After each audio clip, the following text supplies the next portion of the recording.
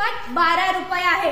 रस्त्यावर ट्रॅक्टर मधून जाताना कुणी एक ऊस घेतला तर शेतकरी हसून बोलतो, अजून घ्या, यात काय एवढं.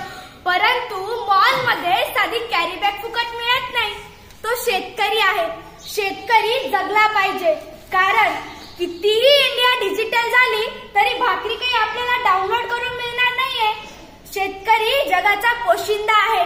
म्हणून मी चिखलोड येथील इयत्ता 9वीची विद्यार्थिनी कोमल रतन त्रिभुवन आपल्या समोर विषय मांडणार तो महाराष्ट्राचे आराध्य दैवत श्री छत्रपती शिवरायांच्या स्वराज्याला, बाबासाहेब आंबेडकर यांच्या राज्यघटनेला, महात्मा ज्योतिबा फुले यांच्या शैक्षणिक क्रांतीला, माता जिजाऊ, माता सावित्री, माता अहिल्या यांना त्रिवार अभिवादन करून येथे उपस्थित माझे शेतकरीचे बंधू आणि भगिनी, शिक्षक आणि सुईच्या टोकासारखं बारीक निरीक्षण करून दुधाचं दूध आणि पाणीचं पाणी करणारे परीक्षक सर्वांना माझा मनपूर्वक नमस्कार.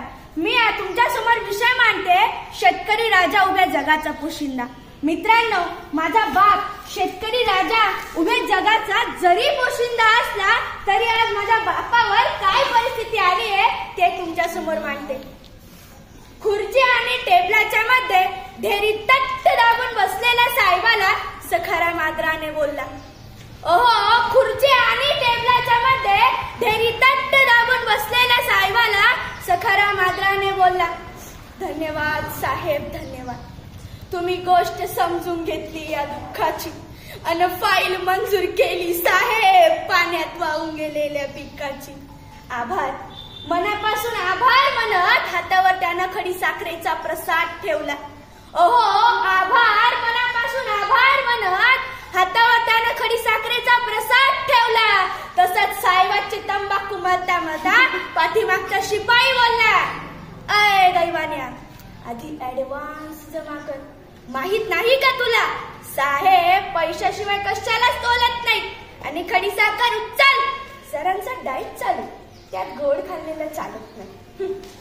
4 दाणे खडी साखरनं चालणाऱ्या डाईट मध्ये टेबला खालच्या नोटा खाणं बसल का आणि फुल्ल झालेल्या डेअरी मध्ये अजून खायची ताकद असल का, हा मनातला प्रश्न सखारामना मनातल्या मनात घेऊला. फाईल मंजुरीत खिशातून 5,000 गेले. फाईल बँकेत जमा झाली की तुम्हाला नोटा देतो. लागेल तर या वर्षी शेतात हरभरा पेरेल पण कांदा पेरणार नाही. लागेल तर या वर्षी शेतात हरभरा पेरेल पण कांदा पेरणार नाही. पण मायेची शपथ घेऊन सांगतो साहेब, ठरलेला हप्ता ठेवणार नाही. ठरलेला हप्ता ठेवणार नाही. चालतंय, आठवणीने आणून दे, काहीच हरकत नाही.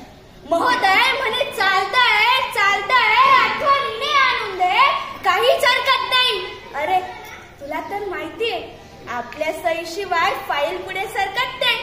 तुला तर माहितीये आपल्या सहीशिवाय फाईल पुढे सरकत नाही. साहेबांच्या तंबाखूसाठी मळलेला हात शिपायानं पटकन झटकला. ओहो, साहेबांच्या तंबाखूसाठी मळलेला हात शिपायानं पटकन झटकला. आणि 10,000च्या फाईली पायी 50,000 द्यायला लागून सखाराम झाडाले जाऊन लटकला. अशी अवस्था सर माझ्या शेतकरी बापाची. माझा बाप या जगाचा जरी पोशिंदा असला तरी आज माझ्या कृषी प्रधान देशात माझ्या बापावर ही आत्महत्या घेण्याची वेळ येते. तरी सुद्धा त्यांनी शेती करणं काही सोडलं नाही. मराठवाड्या विदर्भातील शेतकरी आत्महत्या करत होते. तेथील एका पत्रकाराने आपल्या भारताच्या कृषी मंत्री साहेबांना प्रश्न विचारला. कृषी मंत्री साहेब, मराठवाडा विदर्भातील शेतकरी आत्महत्या करतायत, यावर तुमचं उत्तर काय? तर आपल्या भारताचे कृषी मंत्री म्हणतात, मराठवाडा विदर्भातील शेतकरी आत्महत्या करतात ते त्यांच्या प्रेम प्रकरणामुळे आणि दारूमुळे. हाच पत्रकार, हाच प्रश्न आणि हेच उत्तर घेऊन मराठवाडा विदर्भातील एका शेतकऱ्याच्या मुलाकडे येतात आणि विचारतात त्याला, बाबा रे, तुझ्या वडिलांनी आत्महत्या केली ती प्रेम प्रकरणामुळे, असं आपल्या भारताच्या कृषी मंत्र्यांचं म्हणणं आहे. यावर तुझं उत्तर काय? तर जरा लक्ष देऊन ऐका मित्रांनो, तो मुलगा काय म्हणतो. बरोबर आहे साहेब, माझ्या वडिलांनी आत्महत्या केली ती प्रेम प्रकरणामुळे, हे बरोबर आहे. परंतु साहेब, कृषी मंत्र्यांना कळालेलं प्रेम ते बाया बापड्यांचं असावं, पण मला कळलेलं प्रेम माझ्या बापानं आयुष्यभर या जमिनीवर केलंय. आकाशातून पाऊस पडला नाही आणि जमिनीतून पीक उगवलं नाही. साहजिकच आहे नाव साहेब, माझ्या बापाची प्रेम कहाणी अपुरी राहिली. साहजिकच आहे नाव साहेब, माझ्या बापाची प्रेम कहाणी अपुरी राहिली. मित्रांनो, सरकारी कर्मचाऱ्यांना टाइम ड्युटी आहे, तशी माझ्या शेतकरी बापाला आहे का? नाही. जेव्हा लाईट येईल तेव्हा शेताकडे धावत जावं लागतं, जेव्हा पाऊस येईल तेव्हा पिकाकडे पाहावं लागतं आणि घरचं टेन्शन काही कमी असतं का हो? तरी सुद्धा माझा शेतकरी बाप या जगाला पोचण्याचं काम करतो. मित्रांनो, सचिन तेंडुलकरने 15,000 रन पूर्ण केले म्हणून भारत सरकारने त्याला भारत रत्न दिला.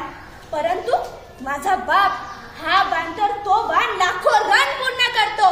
त्याला भारत रत्न तर सोडाचं, साधं गुलाबाचं फुल कोणी दिलं नाही. मग मला इथेच हा प्रश्न पडतो की माझा भारत देश हा कृषी प्रधान देश आहे की क्रिकेट प्रधान? मित्रांनो, शिवरायांच्या, शाहू महाराजांच्या काळात शेतकऱ्याला प्रथम क्रमांक दिला जात होता. शेतकऱ्याच्या मिरचीच्या देठालाही हात लागता कामा नये अशी शिव आज्ञा होती. परंतु आज चित्र बदललंय. आज माझ्या शेतकरी बापाला कुणी विचारत सुद्धा नाही. सर, कांदा लागणीपासून, कांदा निघणीपासून, कांदा खांडून, ट्रॅक्टर भरून, मार्केटला जाऊन भाव व वजन कळेपर्यंत माझ्या बापाच्या मनात एक भीती असते. मी आणि माझ्या परिवारानं केलेल्या कष्टाचं चीज होईल का? मी आणि माझ्या परिवारानं केलेल्या कष्टाचं चीज होईल का? आणि आता तर कांद्यावरच निर्यात बंदी आली सर, कांद्यावरच निर्यात बंदी आली. जाता जाता पुन्हा एकदा हेच